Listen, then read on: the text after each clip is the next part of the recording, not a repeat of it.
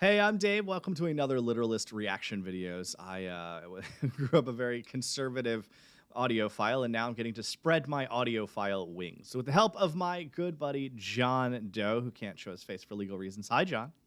Hey Dave, how are you today? I'm excellent. It's very hot here in the center of Indiana. That's what Really? I would say about that. Okay. Well, Dave, what do you know about Fleetwood Mac? If I was to ask you to name some Fleetwood Mac songs, give me a few names. I would immediately tell you wrong information. I think that Fleetwood Mac is a modern country band, and I have no foundation for that. And I know it to be wrong, but that is still what I think when I hear the name Fleetwood Mac. Interesting. I can't Very justify it. I don't know why I think that. When it well. comes to name a song, don't they have Well, they have one about a road?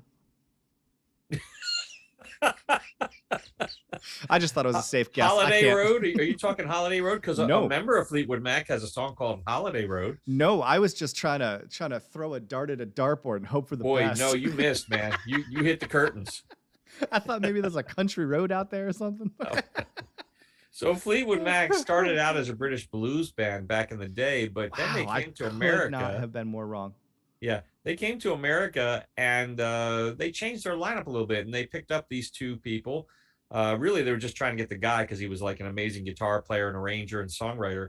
And he said, "Well, you can't have me unless you take my girlfriend, and she's pretty talented too." And well, the rest became quite historic in So, history. what year did they start? The Fleetwood Mac themselves, the band. I am not. I have. This is all memory stuff that I've given you so far. But let me do some. Let me do some quick. What year did they start? They formed in 1967 originally. Pete Green and Mick Fleetwood were the original guys. John McVie joined up quickly thereafter. Christine Perfect, who ended up marrying John McVie. So Christine McVie then was also in the band. That'd have been real awkward if they broke up. They did, and that album that we're about to listen to a song from is one of the best albums you'll ever hear. In fact, not only did one couple from Fleetwood Mac break up before they wrote this album, during the writing process of this album, two couples broke up during the writing process of this album. Okay. So, all right then. Yeah, they're so I mean, to say the least, this edition of Lindsey Buckingham, who's the guitar player guy. What's funny is his name is Lindsey, and his girlfriend's name was Stevie. Like Stevie Nicks? Stevie Nicks is the correct answer, sir. Okay, I have heard that name. Yes, you have. So Lindsey Buckingham, the guy guitar player, and Stevie Nicks, his girlfriend, joined the band in 1975. They put an album out that went pretty well. They toured, and during the tour, both of their relationships fell apart, and the drummer was so high on heroin he didn't care. Then. Yeah, and I read his autobiography, so I'm not telling you something that he hasn't already told the world in his own writings. Fair enough. Okay. So anyway, yeah, the intensity. And what do I always say, Dave? It is passion that makes good music. Whether it is bad passion or it is good passion, passion is what makes for great music. So this is I can expect a song of the level of breakup angst of modern pop music, like Taylor Swift breakup angst. Is that what I'm going to get here? What I'm going to tell you is that this album, I mean, some of the songs, including this one, just sound so happy. And boy, are they loaded with some subterfuge. They are, I mean, they are full of, what was he trying to say there? Anyway, you'll get the full grasp of that with this song. And I chose this one because it's probably one of the lesser known songs from this album that is one of the top 10 selling albums worldwide of all time. All right. You have me playing the 2004 remaster of Secondhand News. Here's Fleetwood Mac.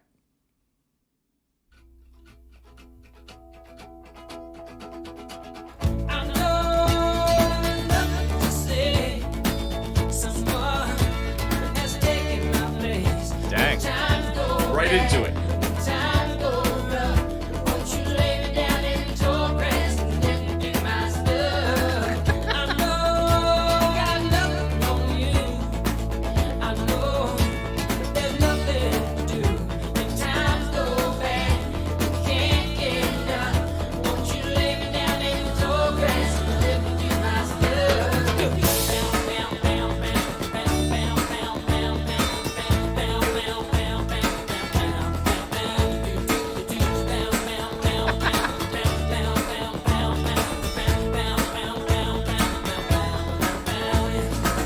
All right, I gotta say, it's been a while since I've heard a doodly doo in a song. Bow, bow, bow, Yeah, bow, ba bow. they did not mess around with the lyrics of this song. Boy, they started right up into it. I need to figure out what it is he wants to be allowed to lay in the grass and do, but Really? I but I think I have a guess, and we're just gonna Okay. move on. One thing I think you should know, I really gonna miss you when you go.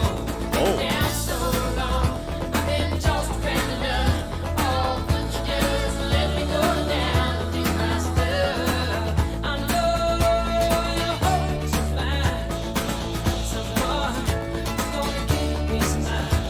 Times go bad, times go rough. Won't you lay me down in the dark and let me do my stuff? Do it. Bow, bow, bow, bow, bow, bow, bow, bow, bow, bow, bow, bow, bow, bow. You do bow, bow, bow, bow, bow, bow, bow, bow, bow, bow, bow, bow, bow, bow. Do it, do it, do it.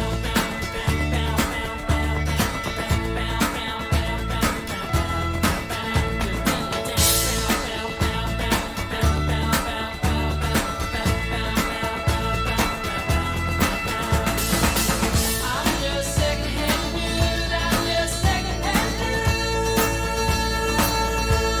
Yeah. I'm just secondhand news. I'm just secondhand news. Yeah. I'm just secondhand news. I'm just secondhand news. Yeah. I'm just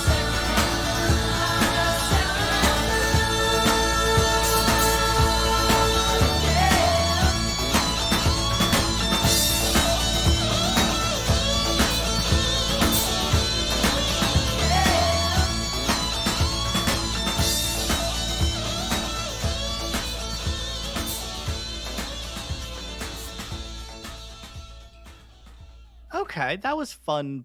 Fun pop is what I would generally call that. I think given a lot of the things that you've played for me, musically, this was not as interesting.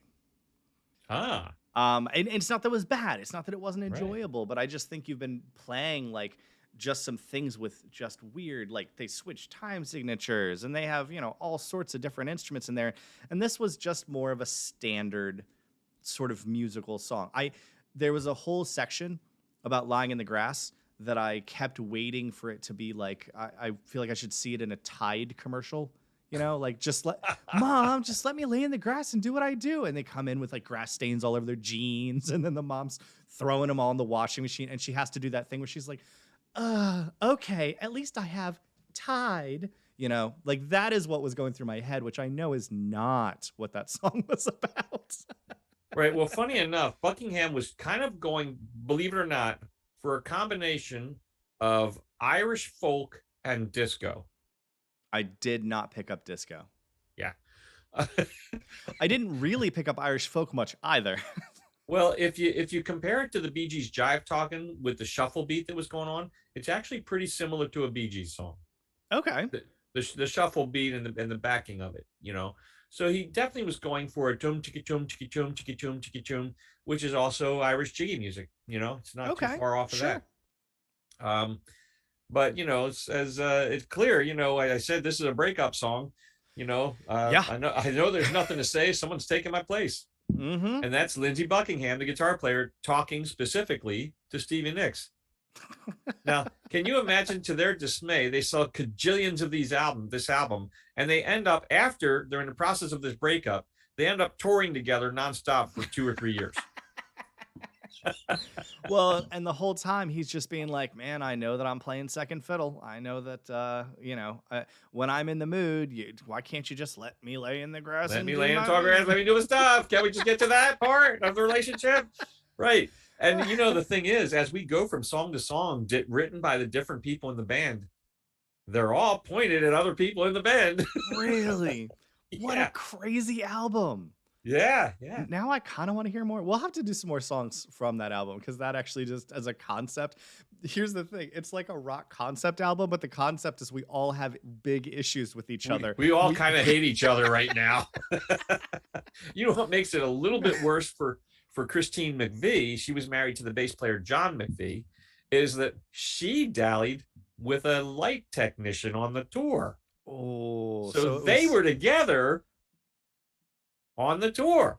Oh man. Oh Can man. you imagine the No. humility? No.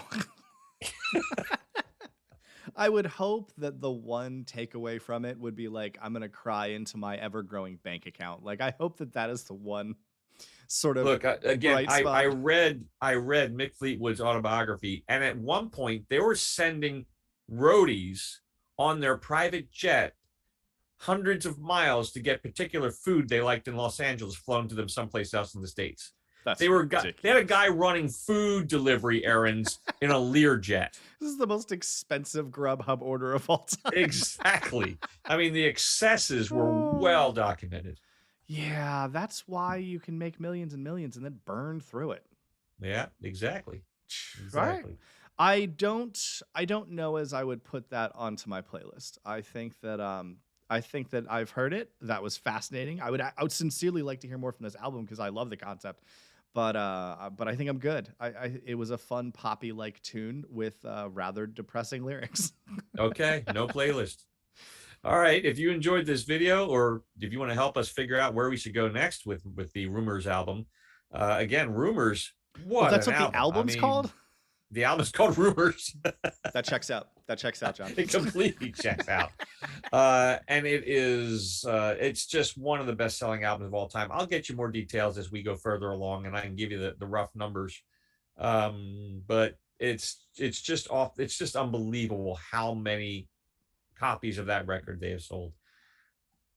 Well, we And gave for them good another reason. listen. The whole album is pure genius. It was driven and fueled by passion, bad passion, granted, Fury, and- more like it. and piles and piles of cocaine.